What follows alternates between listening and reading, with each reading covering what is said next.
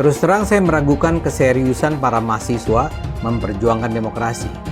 Misal saja saya baca bahwa ada gerakan aliansi mahasiswa di Jogja melawan politik dinasti. Mereka gunakan baju kaos bertuliskan Republik Rasa Kerajaan. Ini ironis sekali karena mereka justru sedang berada di sebuah wilayah yang jelas-jelas menjalankan politik dinasti dan mereka diam saja. Ya, politik dinasti sesungguhnya adalah daerah istimewa Yogyakarta. Gubernurnya tidak dipilih melalui pemilu. Gubernurnya adalah Sultan Hamengkubuwono ke-10 yang menjadi gubernur karena garis keturunan. Ini ditetapkan melalui Undang-Undang Keistimewaan Yogyakarta. Pertanyaannya, kenapa mahasiswa diam saja menyaksikan politik dinasti yang jelas-jelas bertentangan dengan konstitusi ini? Apakah mereka takut? Atau memang nggak paham apa arti politik dinasti? Tim Ses Eyang Prabowo sekarang ini beramai-ramai ngajarin relawan dan pendukung Mas Ganjar dan Prof Mahfud soal cara berkampanye. Kata mereka nih, ini kata mereka loh ya. Kata mereka, pendukung Mas Ganjar dan Prof Mahfud supaya berhenti membongkar keburukan dari Pak Jokowi. Supaya berhenti membahas Mahkamah Keluarga. Supaya berhenti mengorek cawe-cawe dari Ibu Iriana di urusan politik dan Pilpres 2024. Kalau memang benar hasil survei Mas Ganjar dan Prof Mahfud turun gara-gara para pendukungnya terlalu bersemangat membongkar-bongkar keburukan dari Pak Jokowi, membahas Mahkamah Keluarga, dan mengorek-ngorek cawe-cawe Ibu Iriana di urusan politik dan Pilpres 2024. Kalau itu memang benar, mengapa mereka tidak membiarkan hasil survei Mas Ganjar dan Prof Mahfud semakin anjlok lagi?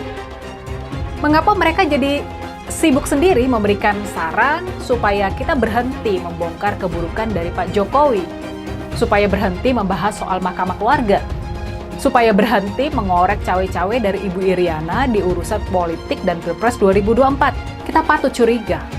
Kita patut curiga bahwa mereka sebetulnya benar-benar tertekan akibat adanya pembongkaran keburukan dari Pak Jokowi. Akibat terus-terusannya masyarakat membahas soal Mahkamah Keluarga. Jangan-jangan ya, angka survei Eyang Prabowo dan Mas Gibran benar-benar anjlok gara-gara semua itu. Kita jangan ciut sama gertakan mereka. Teruslah berjuang buat memenangkan Mas Ganjar dan Prof Mahfud. Ya, jadi kalau konsultan politik Prabowo saat ini mencoba untuk membranding Prabowo itu dengan sebutan yang menurut mereka itu adalah sebuah kelucuan. Misalnya mereka ini mengatakan bahwasanya ya Prabowo itu adalah gemoy, kemudian Prabowo itu sering joget-joget dan lain-lain. Ya, semua itu hanyalah upaya untuk menutupi karakter dan watak asli dari Prabowo Subianto, yang mana memang orangnya ini dikenal suka marah-marah dan temperamental. Bahkan mungkin teman-teman semua juga masih banyak yang belum tahu ya, bahwasanya Prabowo ini juga pernah menggebrak-gebrak meja di hadapan para ulama. Coba bayangkan saja, lah ini kan ngeri sekali kalau menurut saya. Masa ya calon presiden RI, calon presiden Indonesia, tapi watak dan karakternya seperti ini? Lah ini kan memalukan sekali kalau menurut saya. Jujur saja ya, saya gak bisa membayangkan betapa tidak berakhlaknya ketika di hadapan para ulama, para kiai, Prabowo ini masih berani untuk menggebrak-gebrak meja. Prabowo yang latar belakangnya militer malah kehilangan ketegasannya dengan joget-joget itu dan bangga banget disebut gemoy. Padahal menurut teman saya, arti gemoy itu adalah gemuk letoy. Bu Mega malah jauh kelihatan lebih muda dari Prabowo meski usianya beliau itu jauh lebih tua. Pidato Bu Mega yang bicara di depan para relawan Ganjar Mahfud itu jelas-jelas membakar semangat orang-orang yang hadir di sana.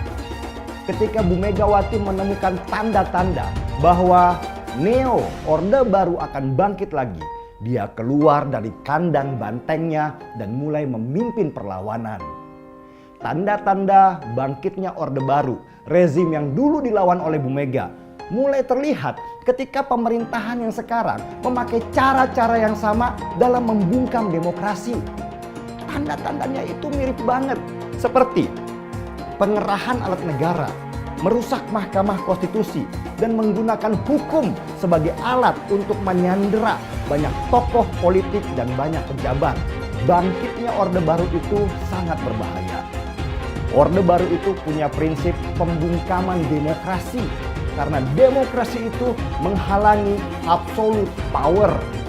Dan absolute power itu bisa merusak banyak segi pemerintahan dan negara, seperti merusak hukum, mega korupsi, dan nepotisme yang berdasarkan keluarga dan kroni-kroninya. Jadi saya mengikuti arahan Bu Megawati, meski saya itu bukan kader PDI Perjuangan. Karena baru di Pilpres sekarang ini, situasi bahaya ini jauh di atas masalah siapa calon presidennya, tetapi fokus pada terancamnya demokrasi kita. Andaikan tidak ada Ganjar dan Mahfud, saya pilih Prabowo. Tapi kalau ada Ganjar dan Mahfud, masa saya harus cari yang lain? Paket komplit. Ini saya bukan karena saya benci dengan Prabowo atau Gibran. Gunakanlah akal yang jujur, yang sehat. Masa yang begini masih mau ditolak?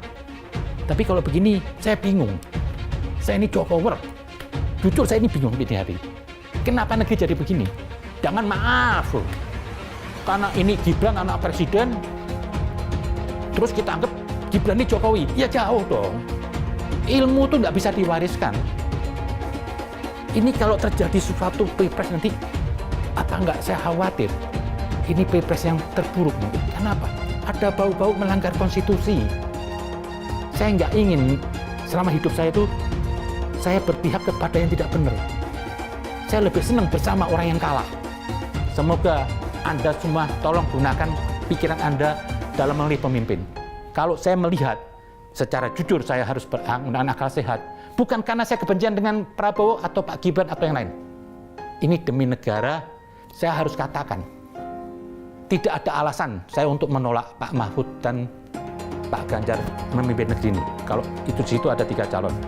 Kalau saya hari ini melawan Pak Jokowi karena Pak Jokowi berusaha mengubah konstitusi lewat Mahkamah Konstitusi, itu adalah bagian dari upaya pembuntungan demokrasi. Sementara Pancasila hari ini seolah-olah hanya tinggal slogannya saja. Karena Pak Jokowi memaksakan anaknya untuk menjadi cawapres di saat dia sedang menjadi presiden yang existing di dalam dunia demokrasi. Nah ini yang kemudian akhirnya semua aparatur negara dipakai oleh Pak Jokowi untuk mengglorifikasi dan mengamplifikasi anaknya. Ini yang kemudian kita lawan hari ini. Di Indonesia hari ini, demokrasi telah dikhianati. Presiden kita berusaha memaksakan anaknya menjadi cawapres. Jadilah kemudian negara ini negara yang berbasis demokrasi tapi dibajak serasa monarki.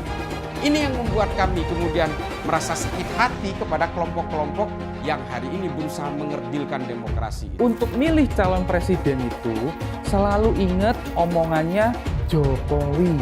Berdasarkan arahan dari Jokowi lah, Prabowo dan Anies itu nggak pantas jadi pemimpin tertinggi di Indonesia.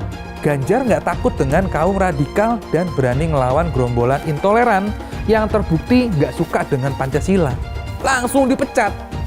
Nggak pakai ntar saya lihat dulu ya, ntar saya cek dulu ya gitu. Pokoknya kalau menyimpang dari Pancasila ya pecat. Yang intinya di saat capres lain cuma bisa nawarin janji surga, Ganjar udah ngasih hasil kerjanya di Jawa Tengah dengan anggaran terbatas. Tapi bisa jadi itu barang. Berarti dia tahu cara mengelola keuangan dengan baik. Dan sebagai penutupnya, pilihlah pemimpin yang punya rekam jejak dan prestasinya. Kata siapa? Kata Jokowi, bukan kata gua. Dari sini terlihat ada bau-bau kelicikan yang berjalan di dalam sistem. Soal anggaran, keamanan, dan backingan. Kita kebayang siapa yang paling diuntungkan oleh sandiwara yang besar ini. Gak mungkin ribuan orang itu gerak sendiri tanpa dikendalikan. Gak mungkin. Gak mungkin gerombolan itu manut-manut saja tanpa diinstrukturi. Kekacauan ini adalah tanda bahwa 2024 mengandung banyak sekali aroma busuk. Jelas sumbernya adalah akal bulus dan nafsu politik. Sebenarnya masyarakat udah paham, mata kita semua udah terbuka lebar, bahwa tanda-tanda kecurangan dan keculasan semakin jelas. Bahkan dari tingkat yang tinggi sampai level desa. Bahkan para kepala desa dan perangkat aja dimobilisasi. Nggak kebayang politik kebusukan macam apa yang beredar di desa-desa. Belum lagi perangkat hukum, sistem, dan sumber daya negara. Ganjar Pranowo dengan sangat percaya diri, tegas, berapi-api, bicara tentang Indonesia dan bicara tentang hal-hal yang sangat esensial dan menjadi perbincangan publik akhir-akhir. Tentang jalannya pemilu yang harus jujur, adil, dan bersih tanpa intervensi dari siapapun. Aparat negara, ASN, TNI, Polri harus netral. Bagaimana pemilu harus dimaknai sebagai sarana berdemokrasi yang bebas KKN, khususnya nepotisme. Ini seolah-olah menohok keras orang-orang yang selama ini bermain nepotisme, kolusi untuk menggolkan pasangannya, mengacak-ngacak aturan hukum hanya sekedar meloloskan sang anak yang bernama Gibran Rakabuming Raka.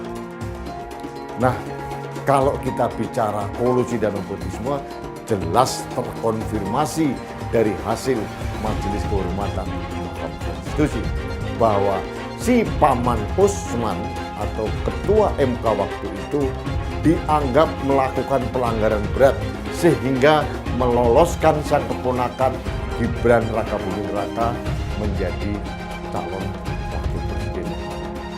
Kita mempunyai calon wakil presiden seperti Gibran Rakabuming Raka, seseorang yang dipaksakan oleh keadaan, oleh kepentingan ayahnya. Kita mempunyai calon wakil presiden Profesor Dr. Muhammad Mahfud MD. Bandingkan dengan Gibran Rakabuming Raka yang baru 2 tahun menjadi wali kota. Itu pun atas privilege dia sebagai anak presiden. Saya mendapatkan berbagai laporan tentang dugaan kecurangan dalam tahapan pemilu. Laporan yang saya terima antara lain ada dugaan pemasangan baliho parpol oleh oknum tertentu. Sebaliknya terjadi juga penurunan baliho parpol tertentu yang diduga dilakukan oleh aparat. Alat peraga sosialisasi capres-cawapres tertentu diturunkan oleh oknum Satpol PP kepada aparat keamanan, baik itu TNI, Polri, serta aparatur sipil negara dan birokrasi, juga KPU dan Bawaslu hendaknya bersungguh-sungguh menjaga netralitas. Sebagaimana pula Presiden sudah berulang kali mengatakan, menegaskan sikapnya bahwa pemilu akan berlangsung netral. Tidak boleh ada kecurangan. Tidak boleh ada tekanan-tekanan terhadap kelompok tertentu dan tidak boleh ada pemihakan kepada kelompok tertentu lainnya. Sesuatu yang diperoleh secara tidak baik tidak akan memberi berkah dan kebaikan. Nah, yang pasti kalau buat saya dibandingkan misalnya Pak Gibran jadi maju gitu, Mas Gibran gitu ya. Ya saya pilih Ganjar sama Mahfud lah, karena lebih teruji kan. Anda jadi wali kota baru 2 tahun 3 tahun kan belum teruji juga. Ini urus negara loh, mau jadi presiden loh. Kalau Anda belum lengkap, belum pernah di legislatif, belum nasional ya maksudnya DPR. Kalau di DPR kan belum ngerti nih pemerintahan seperti apa. Anda belum pernah di eksekutif yang tingkat provinsi, Anda nggak ngerti jadi presiden nanti. Ini bukan soal belajar-belajar coba-coba loh. Ini negara dipertaruhkan untuk 2045. Kita kan mau mencapai 100 tahun ini mau jadi apa? Kalau coba-coba, ini negara sebentar lagi 300 juta penduduk kita. Mana boleh kita kasih orang coba-coba. Saya tidak meremehkan anak muda ya. Anak muda bisa lebih kreatif gitu ya. Tapi bicara tata negara, harus mengerti konstitusi. Anda bukan hanya untuk berani untuk maju. Kalau cuma berani maju, banyak bisa kita pilih orang berani maju. Tapi yang lengkap dengan track record ini kan butuh waktu pembuktian. Pasti pilih. Pak Ganjar, Pak Mahfud yang lebih pengalaman. Saya tidak mau anak cucu saya harus nunggu sekian tahun lagi. Pengalaman Jakarta gitu kan, nunggu lagi mundur. Males sudah. Jadi kita nggak usah coba-coba deh. Udah jangan dengerin janji-janji manis orang. Buktikan aja selama ini bagaimana. Anies Baswedan adalah yang terbaik dan banyak baik-baik sebagai calon pemimpin di negeri ini. Alam semesta memberikan dukungannya kepada kita. Hingga betapa besarnya dan betapa beratnya rintangan itu, insya Allah kita akan mampu melewati itu, saudara semuanya. Kita akan mampu melewati itu, dan insya Allah kita akan membawa kemenangan kepada pasangan kita ini. Pasangan kita, amin. Pasangan kita, amin. Insya Allah. Harus dicek betul, pernah nggak calon pemimpin kita, calon presiden kita ini memecah belah umat. Kalau punya jejak pernah memecah belah umat, jangan dipilih.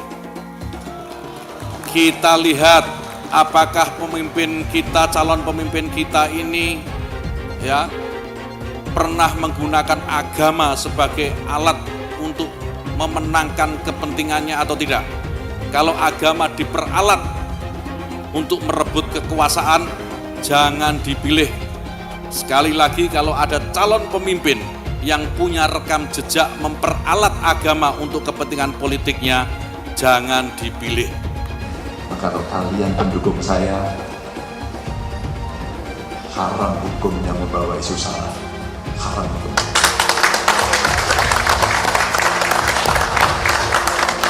Kita sudah lelah dengan isu itu. Kita menjadi bangsa yang terbelah. Dan untuk mengembalikan susah. Umat Kristen di Indonesia memang minoritas, tapi jangan salah. Umat Kristen akan memegang peran menentukan apakah Anies akan menang dalam Pilpres 2024. Kalau secara perlahan semakin banyak orang Kristen yang berpaling ke Anies, yang akan menang nantinya sangat mungkin Anies. Suara pemilih Kristen di Indonesia adalah sekitar 10% lah. Kalau ekstrimnya semua warga Kristen memilih Ganjar, artinya Ganjar akan mendapat tambahan 10% suara dan Ganjar akan menang. Nah, itulah saya katakan kekompakan suara pemilih Kristen akan menentukan. Begitu suara pemilih Kristen terbelah secara timpang, Anies akan bisa mengalahkan Ganjar. Anies tahu jagoannya itu hanya akan menang kalau bisa memecah suara pemilih Kristen. Sekarang semua bergantung pada umat Kristen. Kekompakan pemilih Kristen akan menentukan apakah pada akhirnya Indonesia akan dipimpin Anies atau Ganjar. Elektabilitasnya Anies merosot ya seiring mulai terkuaknya kontroversi dari kepemimpinan Anies di Jakarta. Gen Z juga tahu kalau Anies adalah sosok yang didukung kelompok intoleran yang membuat Pilgub DKI 2017 menjadi sangat kotor. Politik identitas yang mengarah ke perpecahan seperti yang dikeluarkan pendukungnya Anies, yaitu Kadrun bin Kampret. Kafir lah, laknat lah, PKI lah, ya cuma itu doang kemampuannya. Itulah pendukung Anies. Jangan pernah takut melawan Kadrun yang cuma pengen Indonesia hancur. Siap kawal kasus Ahok, siap penjarakan Ahok. Takbir, takbir, takbir.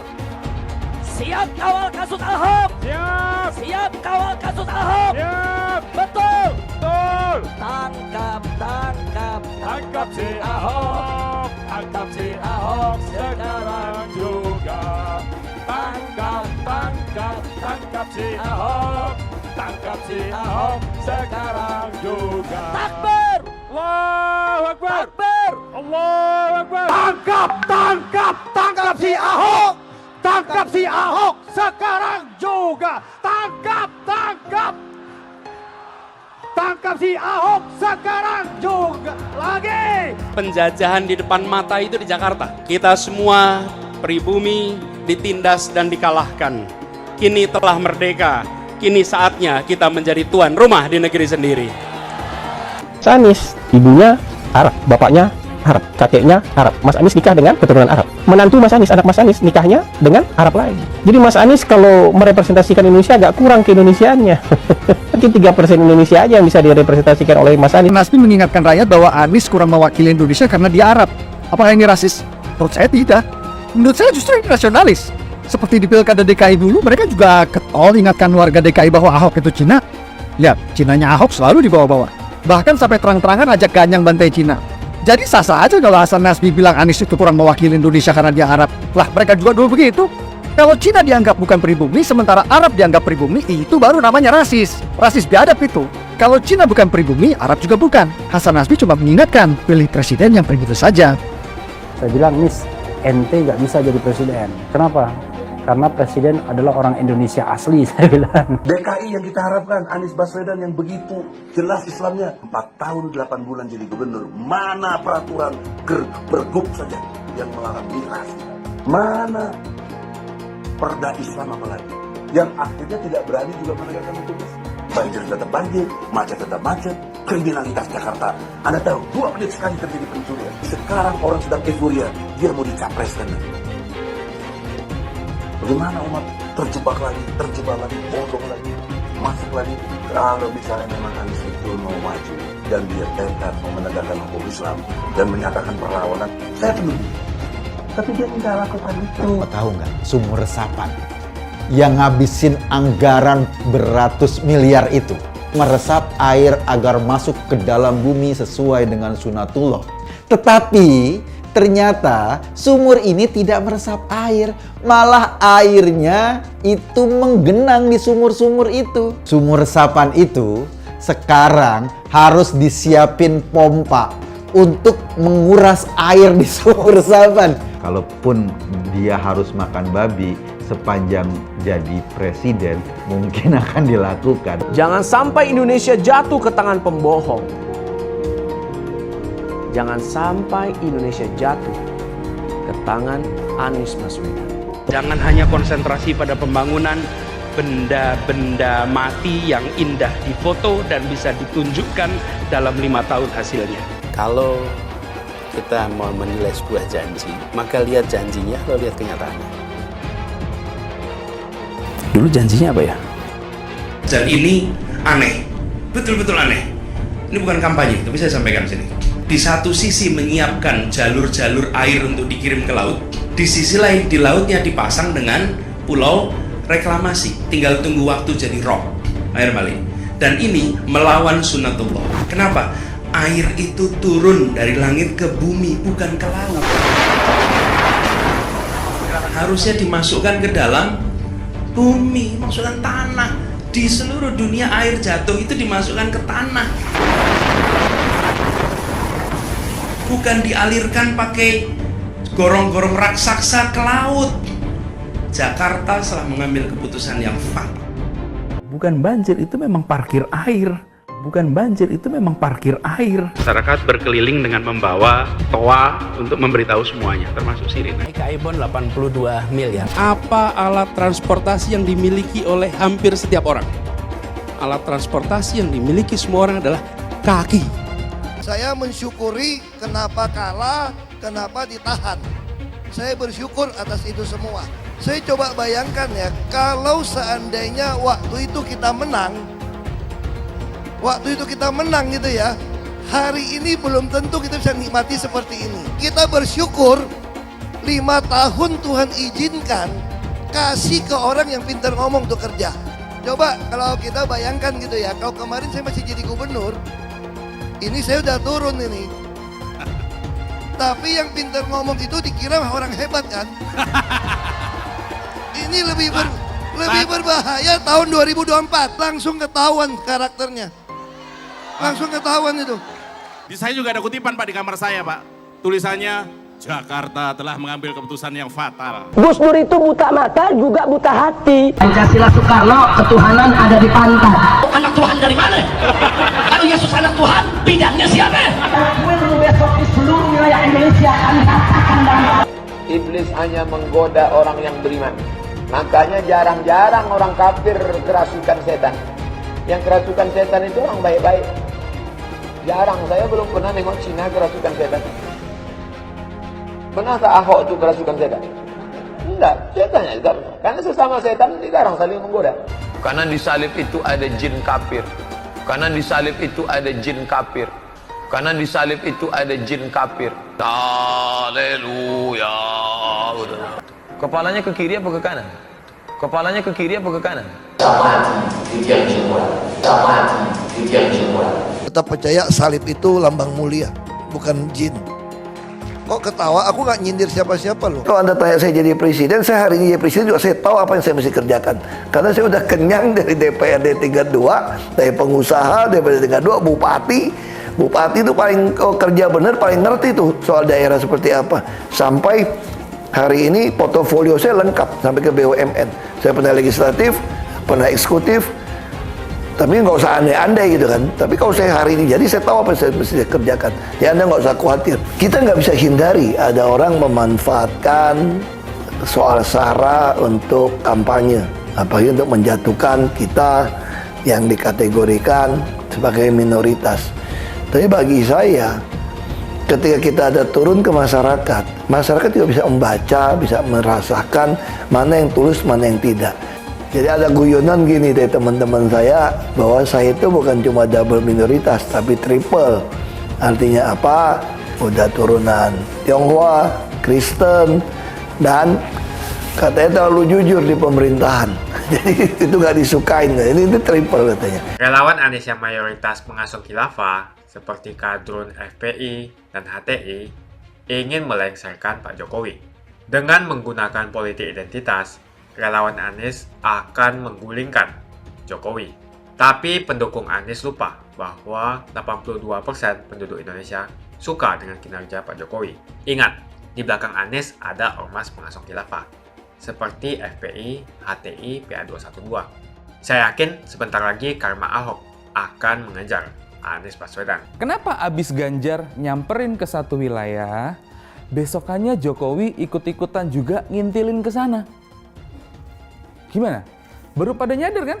Ganjar safari politik ke Lampung.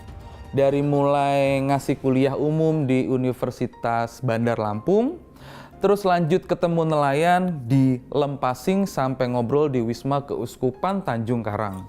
Terus lanjut ke Lampung Tengah.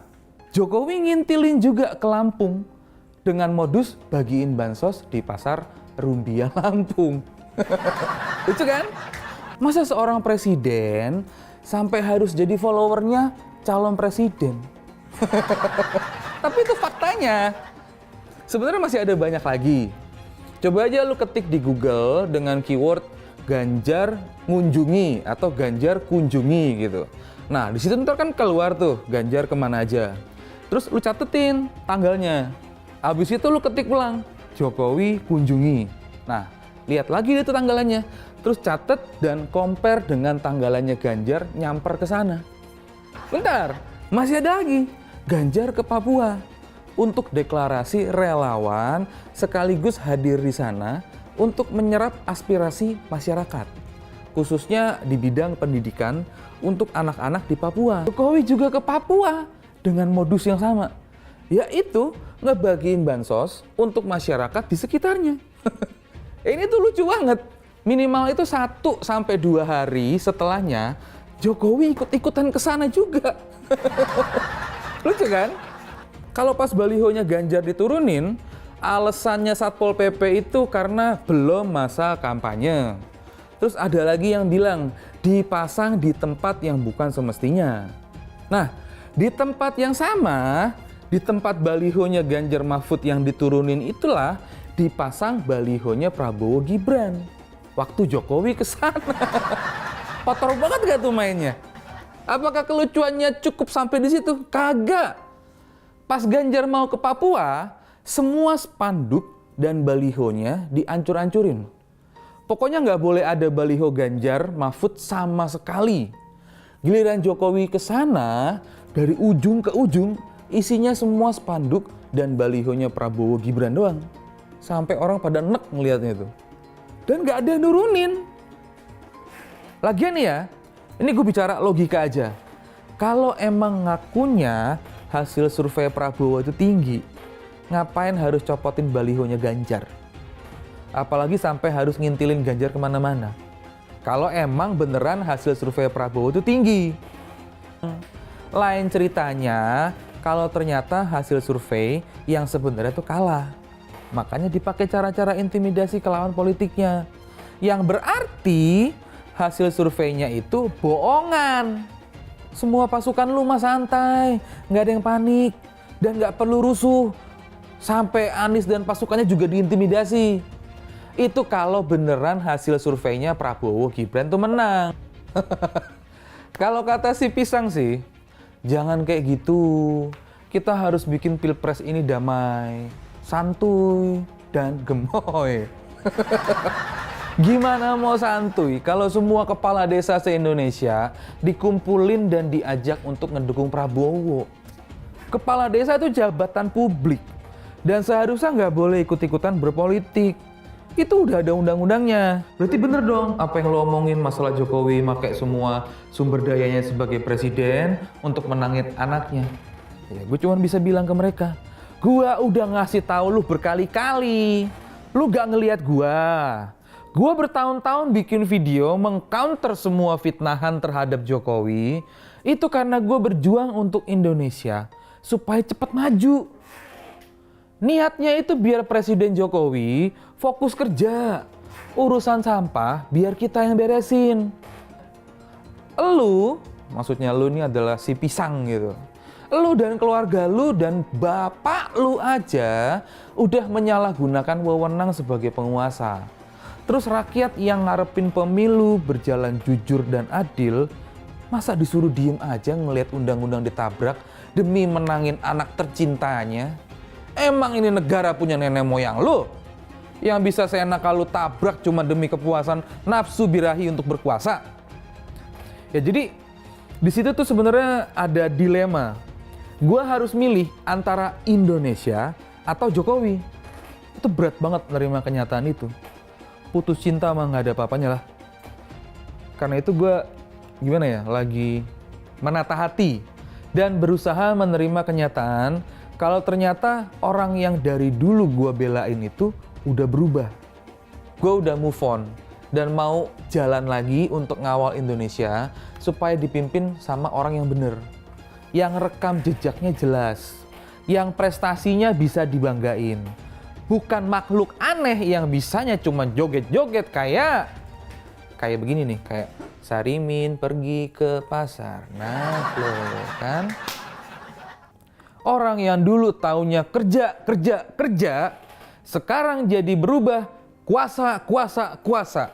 Udah haus kekuasaan kayak si Prabowo. Dan lu perhatiin aja deh, rakyat udah gerah banget ngelihat drama Koreanya Jokowi. Dramasu maksudnya. Mahasiswa udah mulai melakukan perlawanan. Itu tuh gue sempet ngedown, marah, kecewa, dan sedih. Tapi sekarang udah lewat.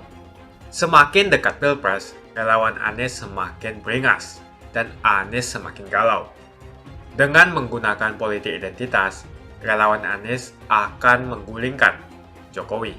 Relawan Anies yang mayoritas pengasuh khilafah seperti kadrun FPI dan HTI ingin melengsarkan Pak Jokowi.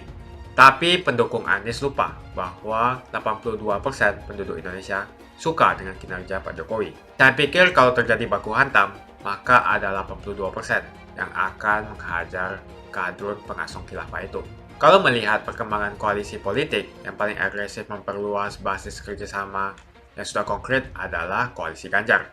Sejak Ganjar diumumkan oleh PDIP, sudah resmi koalisi Ganjar ini didukung oleh 3 partai, yaitu P3, Hanura, dan juga Perindo. Nasdem pun semakin pusing melihat Anies, karena elektabilitas Anies semakin jatuh. Dan banyak kader-kader Nasdem terjerat kasus korupsi, seperti belakangan kasus korupsi BTS. Kasus korupsi 8 triliun yang dilakukan oleh kader terbaik Nasdem yaitu Johnny G. Plate ini sangat menghantam Partai Nasdem, menteri dari Kementerian Pertanian, di mana ini juga adalah dari Partai Nasdem. Apalagi belakangan ada 120.000 kader dari Partai Nasdem pindah ke Partai Perindo. Semenjak Nasdem mengusung Anies, banyak sekali petaka yang diterima oleh Nasdem. Apakah ini merupakan karma dari Ahok? Silahkan komentar di kolom komentar. Yang jelas saya tidak akan memilih Anies, karena Anies bukan pribumi yang jelas. Dan Anies juga merupakan antitesis daripada Jokowi. Antitesis artinya bertolak belakangan dengan semua kebijakan Jokowi. Anies sudah terang-terangan menyebutkan dia tidak akan melanjutkan kinerja dari Pak Jokowi. Tidak ada infrastruktur yang akan dibangun jika Anies memimpin Indonesia 5 tahun ke depan. Lagi pula, Anies juga didukung oleh khilafah dan pendukung Anies dari ormas seperti FPI dan juga HTI. Apa kita mau FPI dan HTI kembali di Indonesia jika Anies memimpin?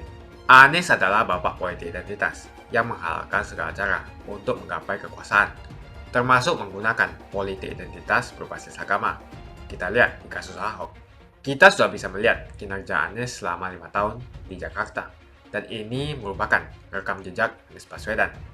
Tidak ada satupun janji yang dipenuhi dan tidak ada kinerja yang bisa dibanggakan. Dari DP 0%, OKOC, kelebihan bayar, Formula E, banjir, sumur resapan, jalan rusak, dan gonta-ganti nama jalan. Jadi saya rasa tagline perubahan yang diusung Anies adalah tagline merubah kata korupsi menjadi kelebihan bayar, supaya semua koruptor tidak dijerat oleh pasal korupsi. Karena mereka semua hanya melakukan kelebihan bayar. Jadi perkataan Ahok sudah terbukti dan Jakarta sudah menjadi korban. Jangan biarkan Indonesia menjadi korban kibulan Anies Baswedan. Suara minoritas jangan lagi merasa takut untuk memilih pemimpin yang membela hak minoritas. Karena Anies jelas hanya memanfaatkan suara minoritas untuk mendapatkan suara. Ingat, di belakang Anies ada ormas pengasong khilafah seperti FPI, HTI, PA212. Saya yakin sebentar lagi karma Ahok akan mengejar Anies Baswedan.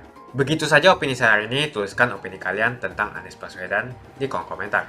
Dan juga tuliskan pendapat kalian tentang people power oleh relawan Anies untuk melengsarkan Pak Jokowi.